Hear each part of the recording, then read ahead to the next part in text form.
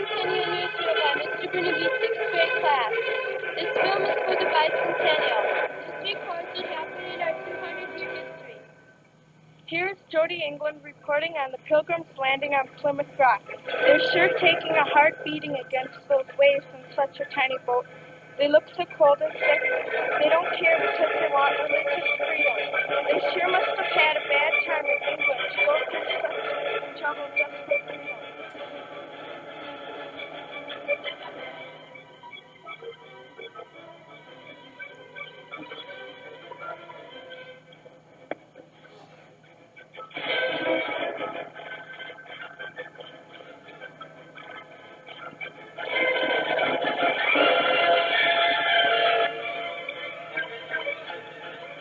The Pilgrims took a walk to a clearing where they met Indians. They smoked a peace pipe and they became very good friends.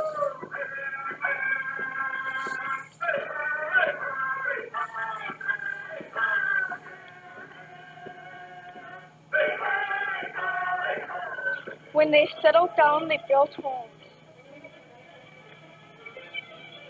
The Indians taught them to plant corn and other vegetables.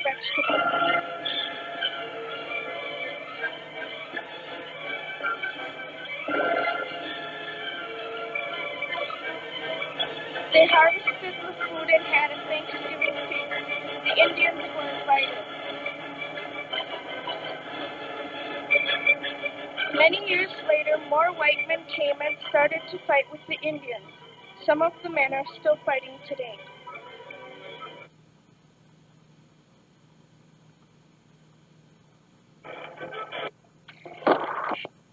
Time flies. On December 16, 1773, 3 years before the Declaration of Independence was written, colonists were mad because the tea they loved to drink was just been taxed by England. Well, the colonists were so mad they took the tea and threw it off the boat. The colonists were dressed up as Indians. Here you see the Revolutionary War being fought between the colonists and English. The reason this war started is because the colonists wanted more freedom and thought the taxes were unfair. We see Betsy Ross busy sewing away at our country's first American flag. With a little ingenuity and a lot of sewing, Betsy Ross designed and sewed our first American flag, made up of 13 stars and 13 stripes. Time passes.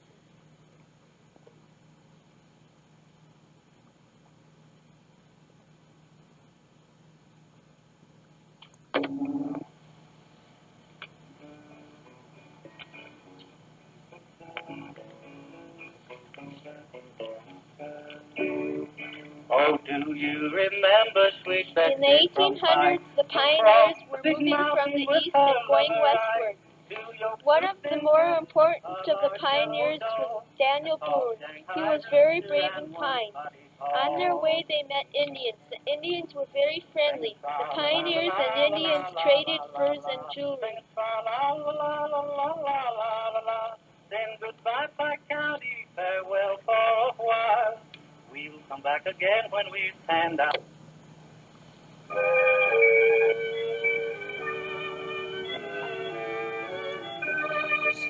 The gold rush began in 1849. Those who left their homes and families to go panning for gold returned with not much to show. There are many different ways of panning gold. There is panning and digging for mines.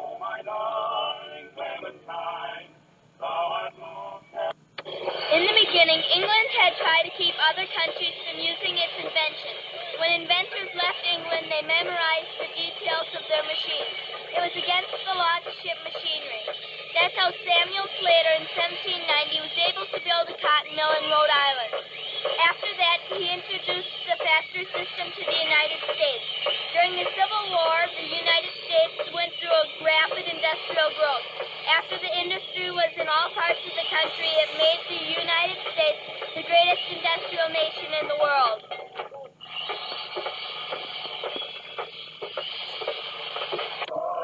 Here we see Abraham Lincoln reading the Gettysburg Address. The Civil War was started ended April 12, 1861, because the South was holding blacks as slaves. The war ended April 9, 1865. Hi, I'm Alexander Graham Bell. I invented the telephone in 1876.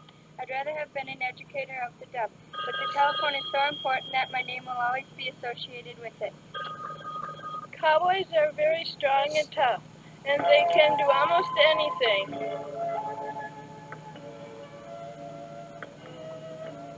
Cowboys are very good at setting up camp.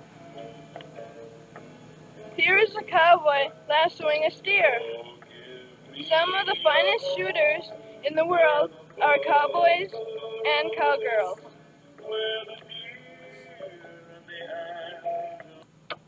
Seasons pass. Thomas Alva Edison was a very good person because he invented the light bulb in 1880. Thomas Alva Edison would never be forgotten because of the light bulb is so important to our country and the rest of the world. Edison was born in 1847 and he died in 1931. In the early 1900s, man attempted to fly in many different ways, like jumping off roofs.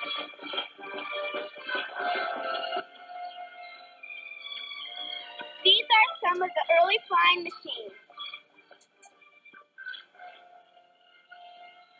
Another way was trying to get an airborne from a bicycle.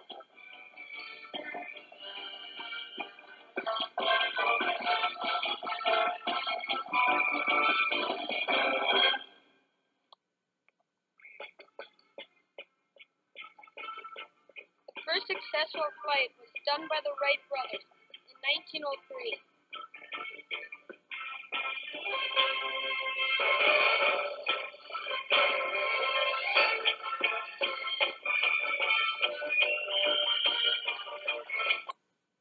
Here we see Henry Ford as one of his famous Model T automobiles. Around the turn of the century, a Model T was seen as much as a shopping cart in the store today. Ford had began producing the Model T in the year 1909 and went on making them to 1927. During those 18 years, 15 million Model Ts are built and sold.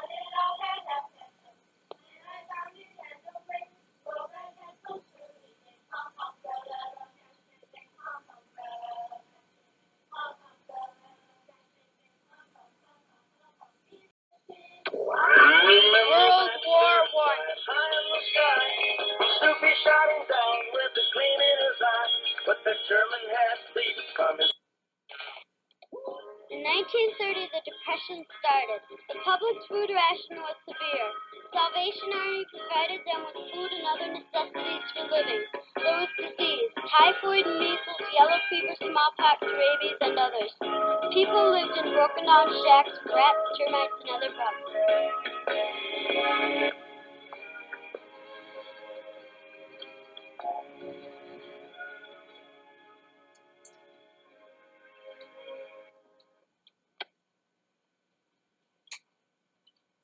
Years go by.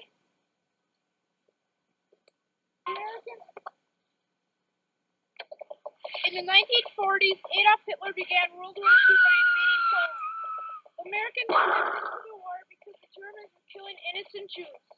Here you see the Americans fighting the Germans in Europe. The United States fought with Russia, France, and England against Germany and Japan. The United States won the war in 1945.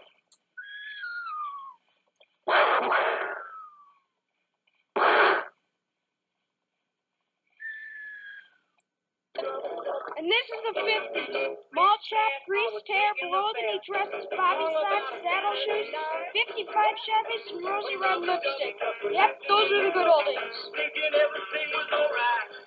When I stepped out the tub and put my feet on the floor, I wrapped the towel around me and I opened the door. And in a splish splash, I jumped back in the bath. Well, how was I to know there was a party going on? There was a drinking and a bath, rhythm with the feeling, moving and a grooving, rocking and a rolling. Yeah!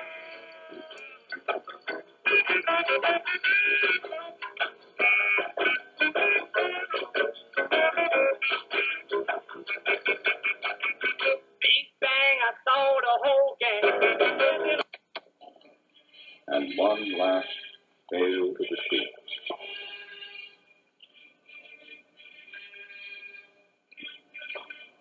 Here we are at the John F. Kennedy funeral. He was the youngest of all the presidents. He was assassinated November 22nd while visiting Dallas, Texas. The people you see standing around the grave are his family, which include Jacqueline Kennedy, Carolyn Kennedy, John Kennedy, his mother Rose Kennedy, and his brother Bobby Kennedy.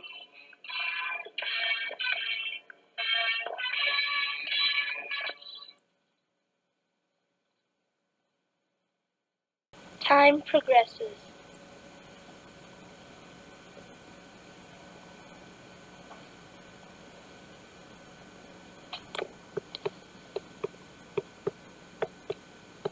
A breakthrough in medicine occurred in 1967. It was the first successful heart transplant performed by Dr. Christian Bernard. Many other transplants quickly followed. It was done by taking the heart out of the dead person, and then the heart was transferred into the person that needed it.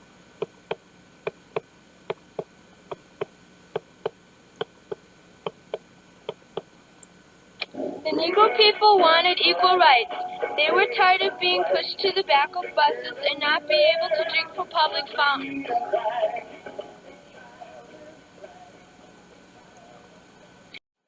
In the late 60s, many women of our country decided to protest for equal rights. In many places of business, women picketed for equal jobs and equal pay. In the late 60s, the women of our country finally won their fight for freedom. No one's ever gonna keep me down again. Oh, yes, I'm right, but if we don't play. In 1969, Neil Armstrong landed on the moon. He was the first person ever on the moon. He did all sorts of tests on rock and sand. It was different walking on the moon because of gravity. He used a liquid-fueled rocket. When he stepped on the moon, he said, "This is a small step for a man, but a giant step for mankind."